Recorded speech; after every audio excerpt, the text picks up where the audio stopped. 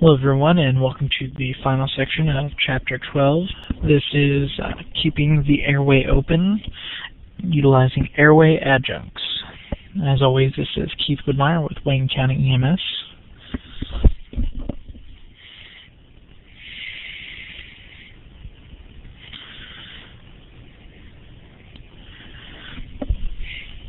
Airway adjuncts,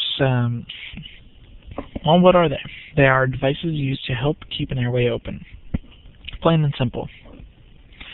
Airway must first be open using a single manual maneuver, such as the head tilt chin lift or the jaw thrust. Then airway adjuncts are inserted, and proper head position must be maintained while the device is in place. Excuse me.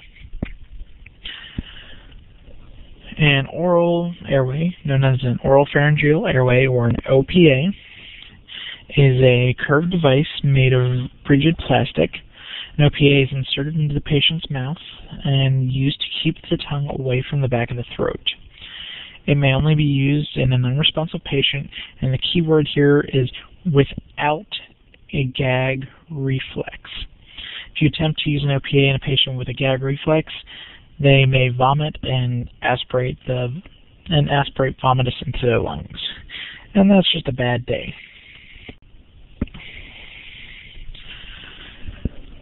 Step 1, sizing and inserting an OPA. Place the patient on his back, position yourself at the patient's head, open the patient's airway and with the head tilt chin lift maneuver. Trauma suspected, utilize jaw thrust. Select the correct size OPA. An OPA is the correct size if it extends from the corner of the patient's mouth to the tip of the earlobe, or from the center of the mouth to the angle of the jaw.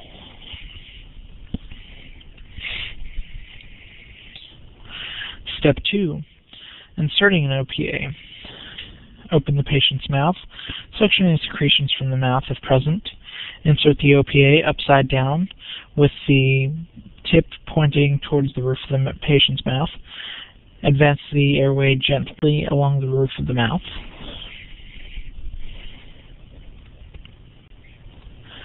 Step 3. When the tip of the airway approaches the back of the throat, rotate the OPA at 180 degrees so that it is positioned over the tongue.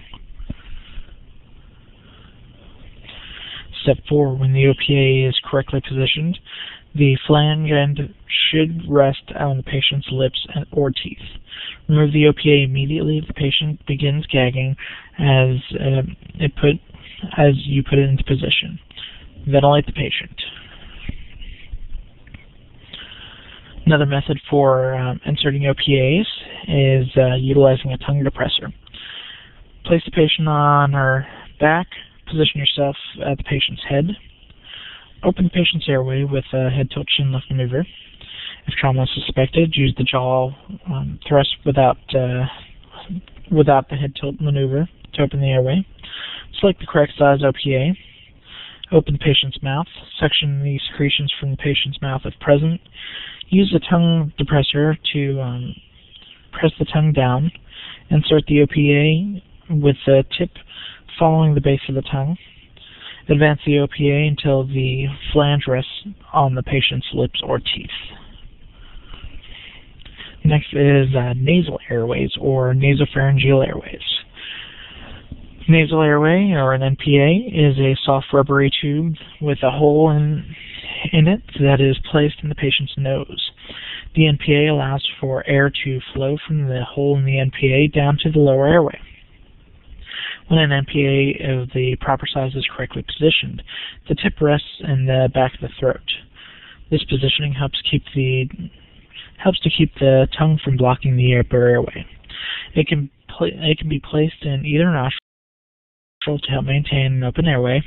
Remember that the bevel of an NPA needs to be kept against the nasal septum.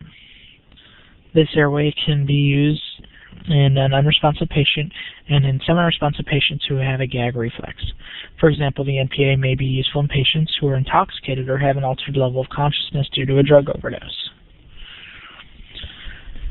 Key things to remember, NPAs are contraindicated, which means it's not okay to utilize them in patients who have basal or skull fractures. If they have known head or face trauma, this may be a contraindication.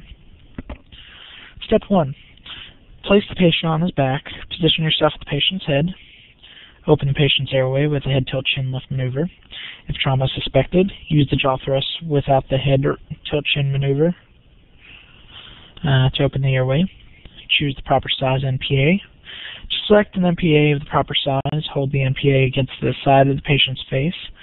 Select an airway that extends from the tip of the patient's nose to the patient's earlobe.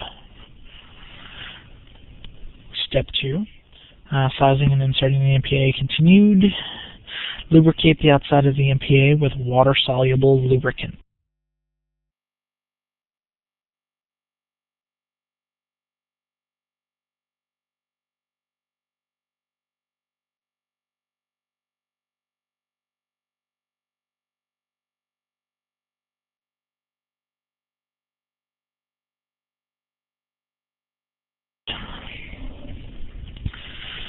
Step 4.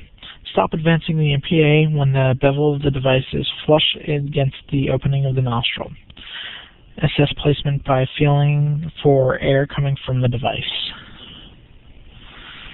This concludes Chapter 12, Airway Management.